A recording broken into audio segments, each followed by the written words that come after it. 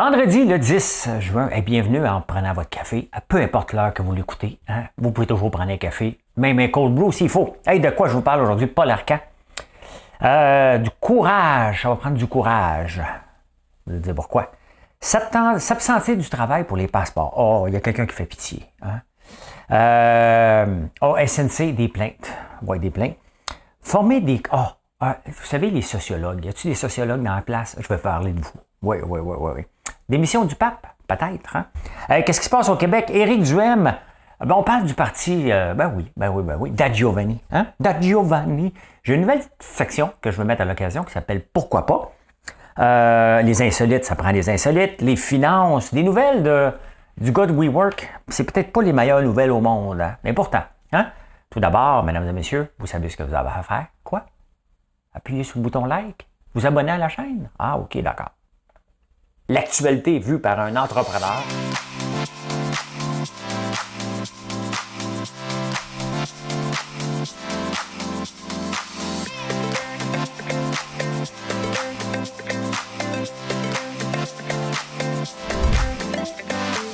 Ça bulle, parce que des fois j'ai des bulles, mais ça bulle.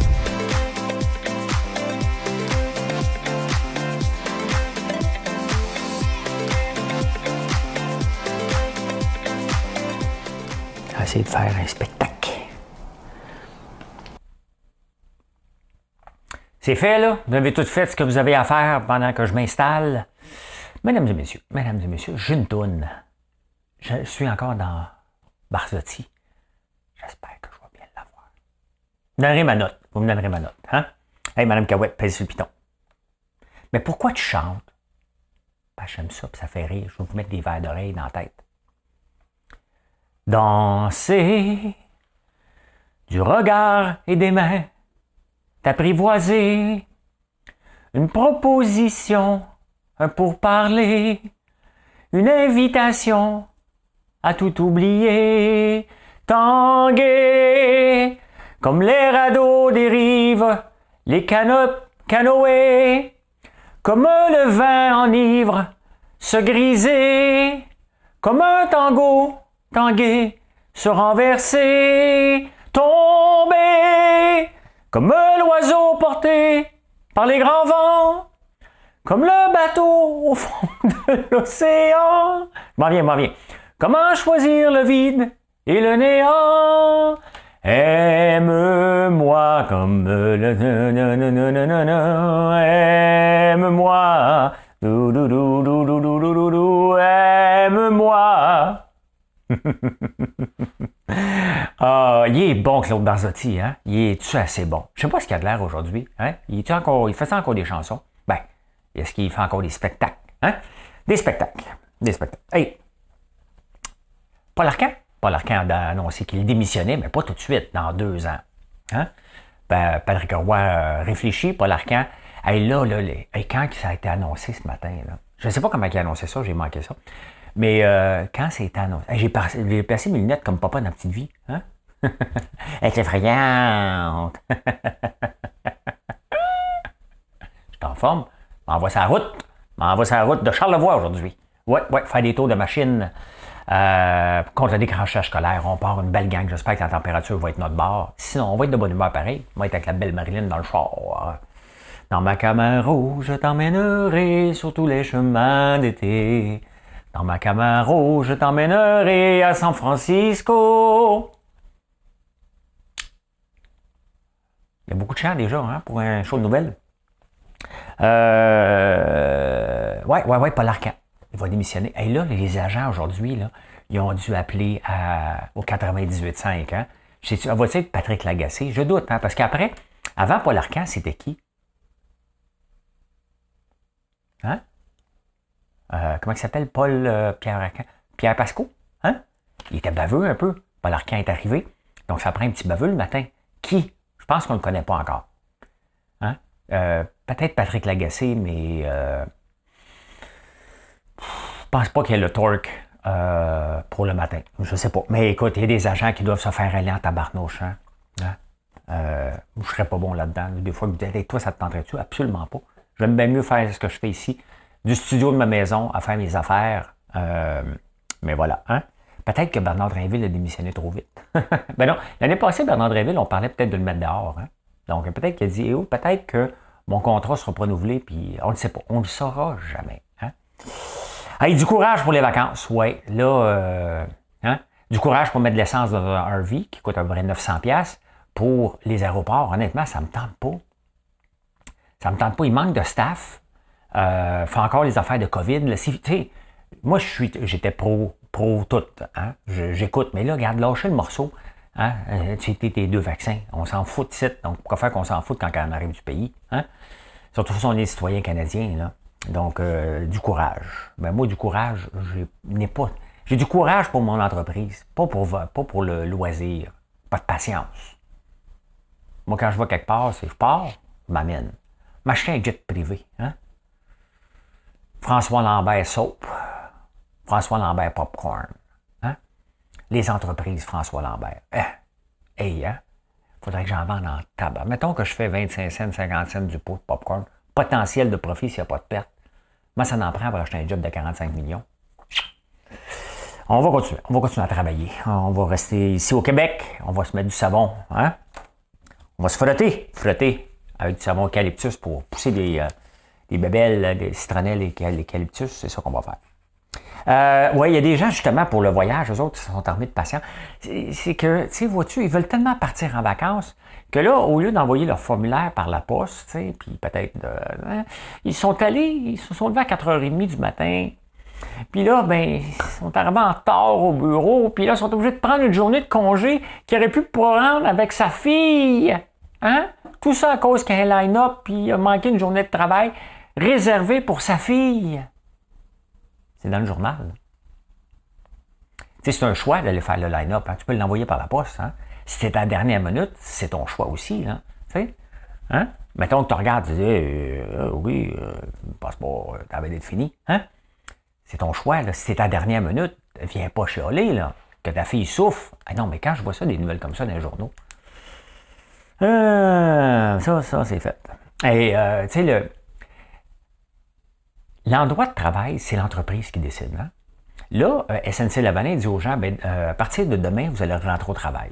Tu sais, techniquement, tu es supposé être là. Tu es supposé être apte au travail tout le temps, même si tu travailles de la maison, tu gardes tes enfants, tu n'es pas supposé avoir tes enfants à t'occuper, tu es supposé être payé à t'occuper du travail, même du travail de la maison. Hein? Là, il y a des parents qui se font dire, tout le monde, SNC dit, bon, ben, je ne sais pas à quelle place, peut-être à Montréal ou ailleurs, on rentre au travail demain. Oh non, le syndicat n'est pas content. On n'est pas averti assez d'avance. Il y a une plainte contre le commissaire au travail. Le boss, c'est le boss. S'il a décidé que c'est assez, que ça se termine là, ça se termine là. Est-ce que c'est illégal? Non. Est-ce que c'est immoral? Bah, peut-être plus ou moins, mais on dit, bon, c'est assez, et ça recommence demain.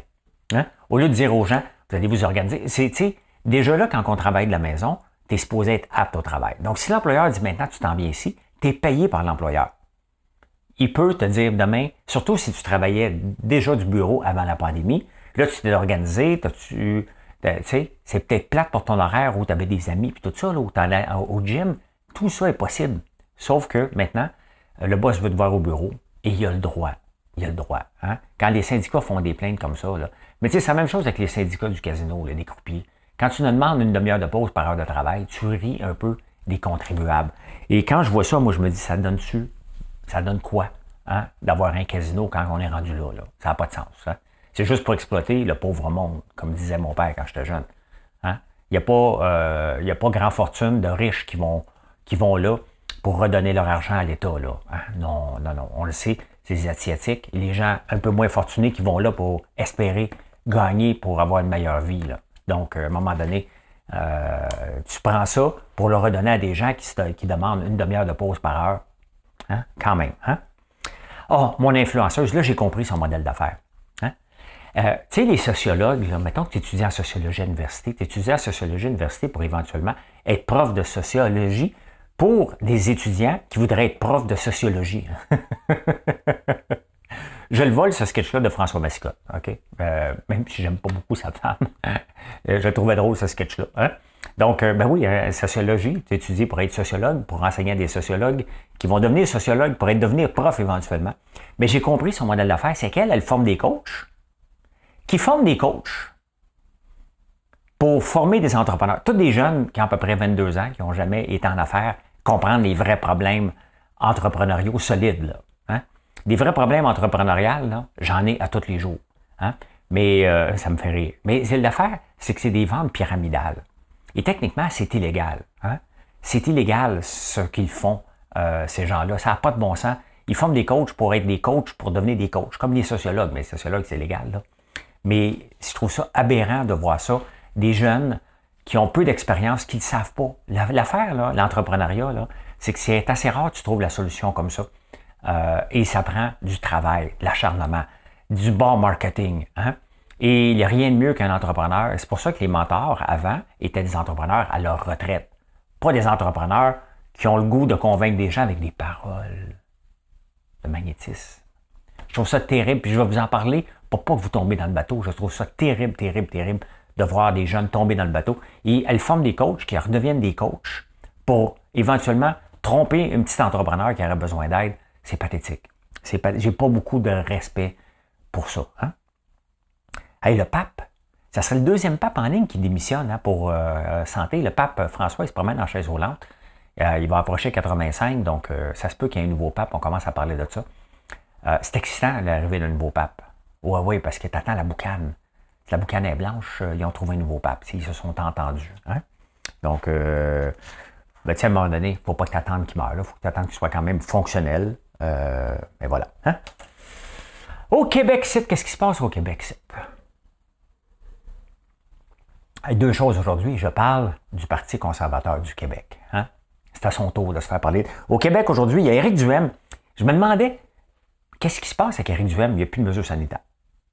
Il n'y a plus de masques. Lever des masques. Là, je me dis, mais coudonc, ça y prend quelque chose. Je parle de ça dans un live. Marie-André m'a dit, il y a une manifestation contre le tramway. J'étais voir sur son site web.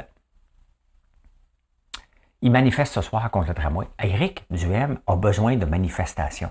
Comment ça peut être plate, une vie comme ça, que tu te lèves le matin juste pour chialer contre quelque chose? Hein? Comment tu peux vivre comme ça, de juste chialer par-dessus chialer et faire des manifestations? Ça attire du monde, là. Ça attire un certain groupe, mais c'est pas comme ça qu'on veut bâtir un pays. Ça prend des solutions. Moi, je suis passé mon temps à chialer. J'avancerai pas, là. Donc, c'est là qu'à un moment donné, l'entrepreneuriat et la politique, il n'y a pas grande différence, là. Hein? Faut que tu fasses avancer. Faut que tu trouves des solutions. Les solutions, est-ce que c'est la manifestation? Non. Hein? T'apportes des choses. S'il fallait que je manifeste à toutes les fois qu'il y a quelque chose, j'avancerai pas. Je cherche des solutions à des problèmes constamment. Et là, il est rendu à faire une autre manifestation. Sincèrement, ça fait pas de crédible. Surtout que sa candidate vedette, Claire Sanson, a mentionné qu'elle travaillait plus fort au Da Giovanni, Da Giovanni, Da Giovanni, Da Giovanni que député. Hey, ça en dit beaucoup, hein? La femme qui boit un verre de vin en pleine conférence, qui fume des cigarettes une après l'autre, puis elle a dit, moi, je travaillais plus fort que comme député d'arrière-ban. Ça veut dire qu'elle s'est pognée le cul solide. Et ça l'amène beaucoup de sarcasme par rapport aux députés. Donc, ce qu'elle est en train de dire aux députés, puis Éric Duhaime essaie de tourner ça positif sur sa page Facebook, ce qu'elle est en train de dire, si t'es pas ministre, tu sers à rien. Elle est en train de dire ça aux autres députés. Ça me fait penser à Léo Bureau-Blouin. Quand il est devenu député, c'est sûr, il avait 20 ans, il se ramasse avec un salaire de 90 000, puis il dit non, si on est trop bien payé, moi je vais en donner à moitié. Non. Non, tu es peut-être bien payé parce que toi, c'est ta première job, mais ceux qui ont lâché des jobs, devenus députés, sont pas tellement bien payés. Ils sont plus payés que la moyenne, là. Mais tu sais, c'est pathétique, là. Pathétique. Fait qu'elle accepte de dire, moi, je me suis pogné le cul comme député. C'est sérieux, hein? Allez, j'ai une petite section, pourquoi pas? Pourquoi pas? Je veux pas choquer personne, c'est que ça me fait sourire. Je suis tombé en lisant un journal sur un livre.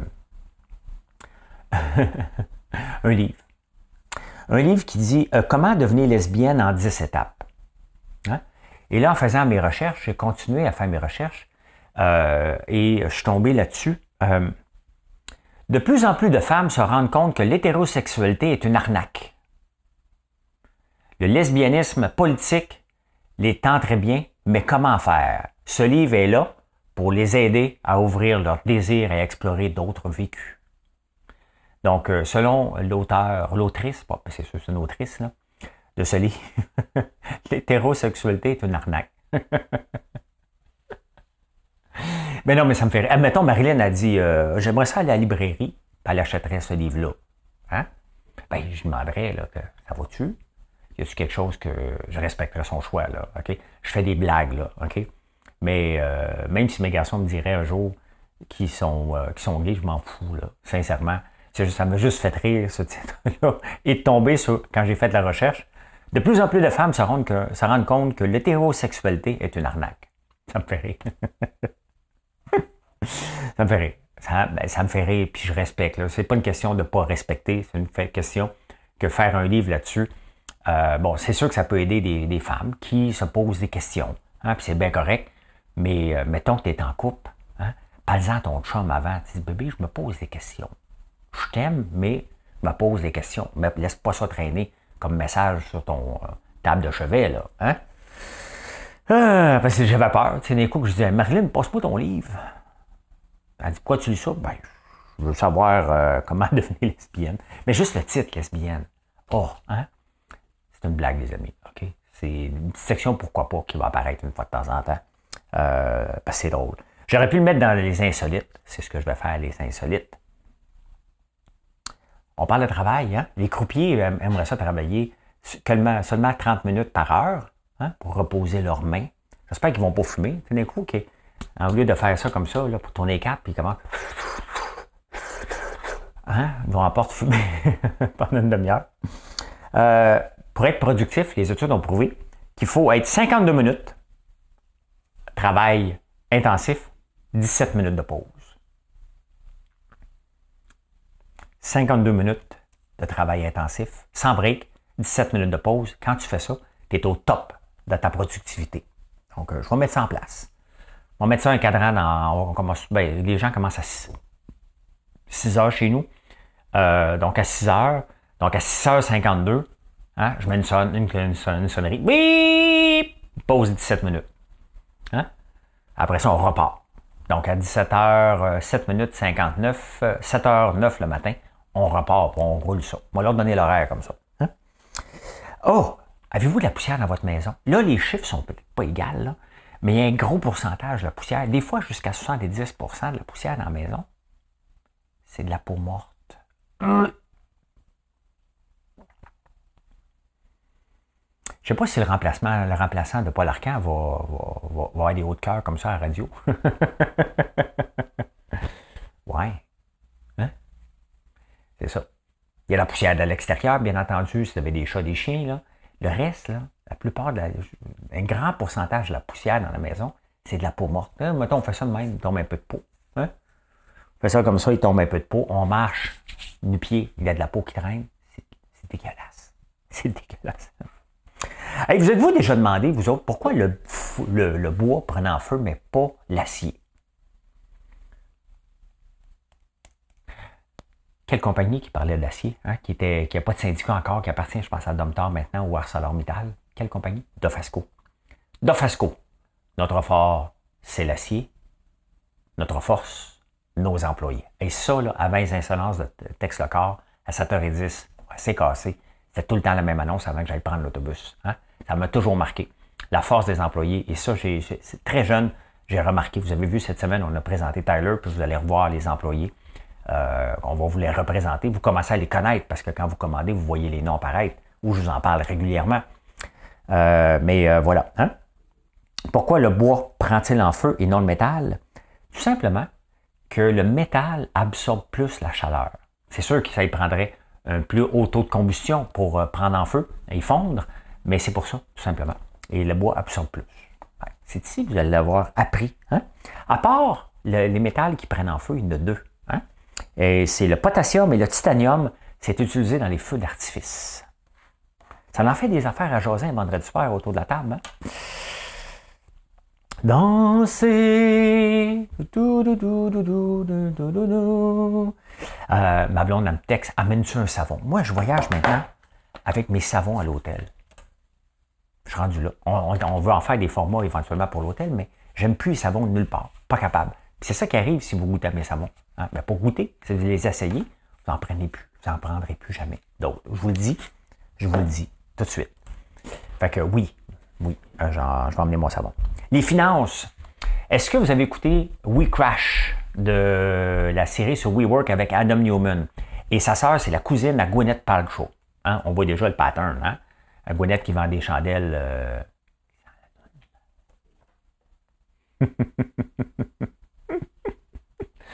110 piastres, mes amis. 110 piastres. 110 piastres.